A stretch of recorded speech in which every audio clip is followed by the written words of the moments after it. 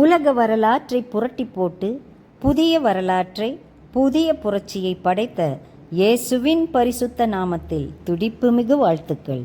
அன்பு சகோதரமே, பிரெஞ்சு புரட்சி, தொழில்துறை புரட்சி, அறிவியல் புரட்சி, தகவல் தொழில்நுட்ப புரட்சி பார்த்திருப்போம்.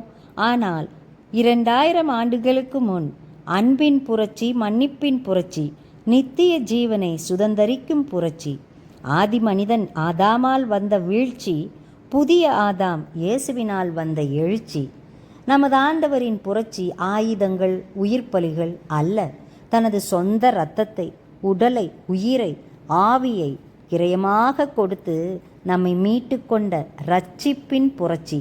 உன் சத்துருவையும் அன்பு செய் என்றாரே, உலகையே அதிர வைத்த புரட்சி. பழிவாங்கும் மனதை மாற்றி எத்தனை முறை தவறினாலும் மன்னித்தல் என்ற புரட்சி. யூதர், கிரேக்கர், சமாரியர், பிற இனத்தவர், சிறியவர், பெரியவர், நோயின் பிடியில் இருந்தோர், சாபக்கட்டுகளில் இருந்தோர், பாவிகள் அனைவரையும் ஒன்று போல நேசித்த சமத்துவ புரட்சி. இரத்தாம்பர சிவப்பு போல் நம் பாவங்கள் இருந்தாலும் தன் இரத்தத்தை ஊற்றி ஊற்றி கழுவி வெண்பஞ்சு போல, உரைப்பனி போல மாற்றும் பாவத்திலிருந்து விடுதலை புரட்சி.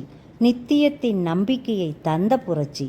ஒரு மனித வரலாற்றையே மாற்றி போட்ட புரட்சி. நாம் ஜெபிக்கலாமா? அன்பு தேவனே, இயேசு கிறிஸ்து ஆண்டவரே, மயிர் கத்திரிக்கிறவன் முன்பாக சத்தமிடாதிருக்கிற ஆட்டை போல வாயை திறவாது இருந்தவரே, ஆடுகளைப் போல நாங்கள் அனைவரும் வழிதப்பி திரிந்து அவன் தன் தன் வழியில் போனோம். எங்கள் மீறுதல்கள் நிமித்தம் நீர் காயப்பட்டீர், எங்கள் அக்கிரமங்கள் நிமித்தம் நீர் நொறுக்கப்பட்டீர். எங்களுக்கு சமாதானத்தை உண்டு பண்ணும் ஆக்கினையை நீர் ஏற்றுக்கொண்டீர். உம்முடைய தழும்புகளால் நாங்கள் குணமாகிறோம். உமது அன்பிற்கு இணையேது அப்பா. என் நிலையிலும் உம்மை விட்டு விலகாத வரம் வேண்டும். நீர் எங்களோடு இருந்தாலே போதும் அப்பா. எங்கள் எல்லார் குறைகளும் நிறைவாகிவிடும். எங்கள் துன்பங்கள் எல்லாம் இன்பமாகிவிடும்.